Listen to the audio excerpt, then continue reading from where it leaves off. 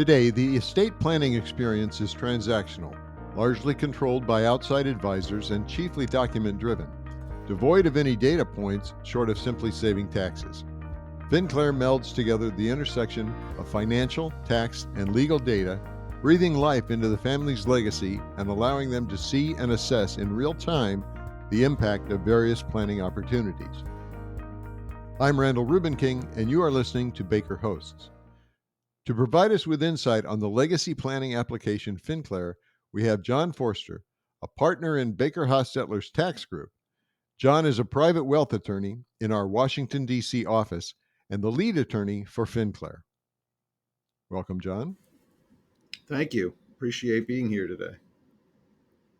John, why do we talk about legacy management as opposed to estate planning? And what does it mean to be a legacy steward? So I think legacy management is now broadly defined to encompass things like estate planning. And legacy management looks more at the use of capital while the family is alive for funding things like entrepreneurial efforts on behalf of the next generation, assisting with education, maybe on behalf of grandchildren, and things like supporting financially family shared experiences, like maybe trips or family vacations of sorts. And so I think, the definition of what used to be so-called estate planning now falls under a broader definition of legacy management, and successful families are wanting to encapsulate what I just described. As far as what it means to be a legacy steward, I think somebody like myself, as opposed to being a so-called estate planner, is now providing guidance as to this broader definition and how to manage capital within this concept. Given that, what should families expect from their legacy advisor? I think they should expect more than what they're currently getting. What they're currently getting is really an episodic transactional relationship.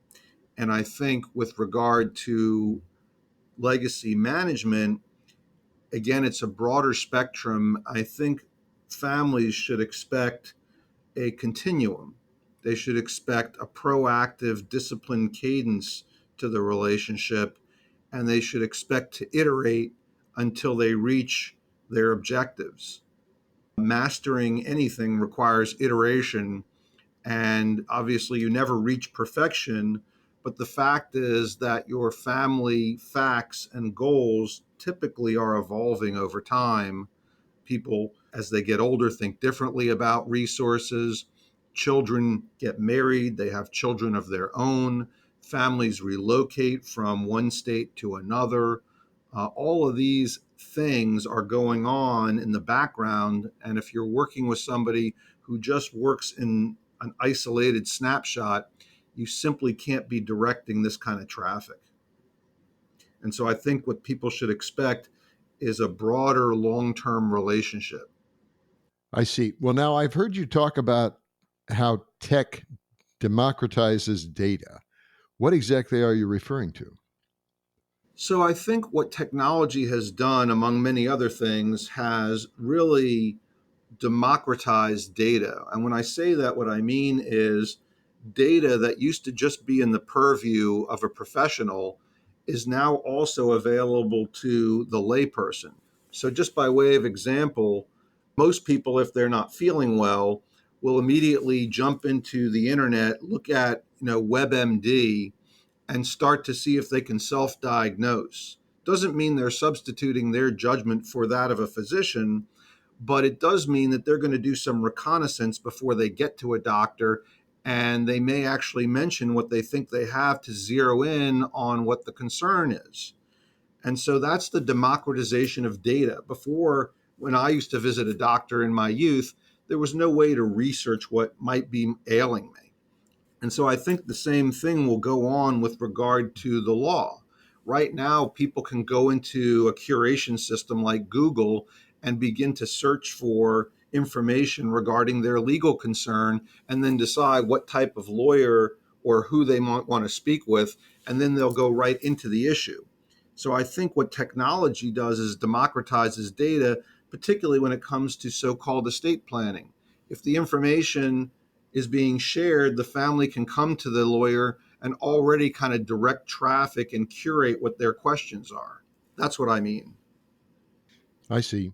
Well, from what you said earlier, I gather you frown upon the notion that an estate plan should be a one shot, episodic transactional relationship. Why do you think that? And doesn't it cost more to actively work on this program? So twofold. So number one, as I said earlier, it's very hard to size up a family and their circumstances if you're really thinking more broadly under this umbrella of legacy management in one foul swoop. It's a continuum.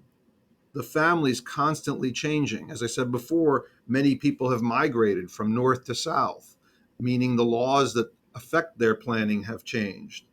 Many people have kids.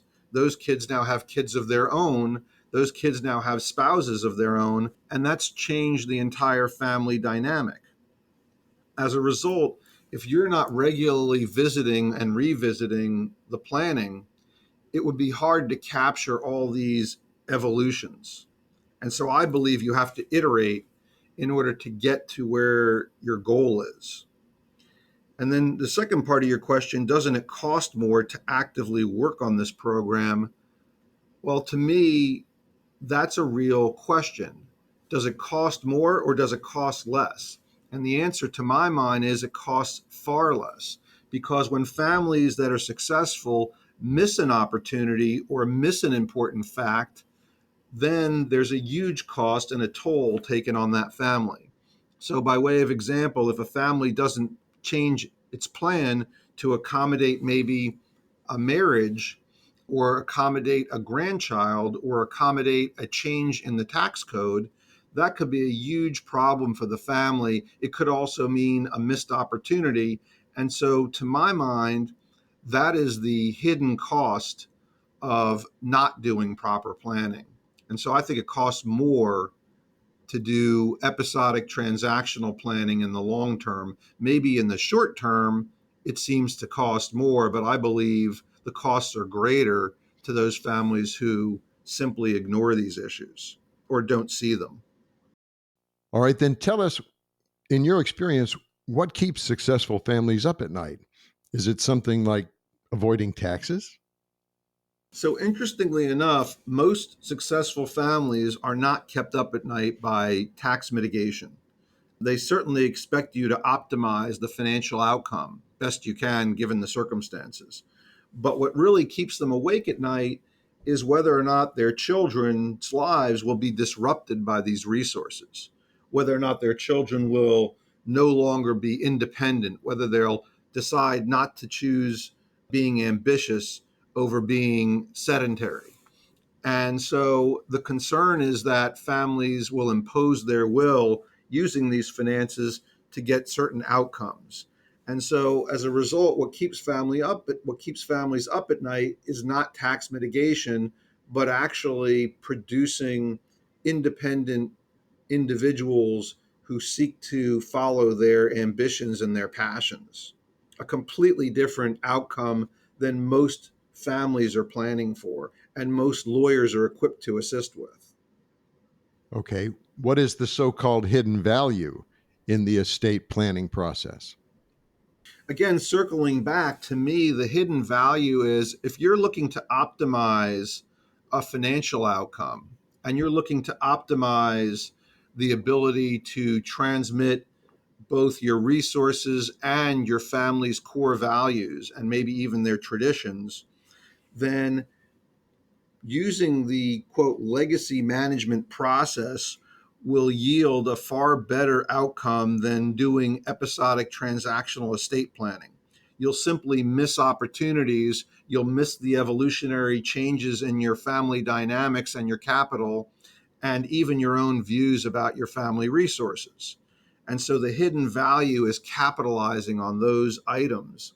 And maybe even more important, when you look at, the time spent in investment management discussions with investment teams versus time spent with a so-called estate planning attorney, the time is astronomically in favor of investment management. And the fact is that optimizing the items I'm speaking to, family cohesion, tax outcomes, those will produce a far greater financial outcome in all likelihood than even the best investment management, unless you happen to stumble onto some unicorn investment.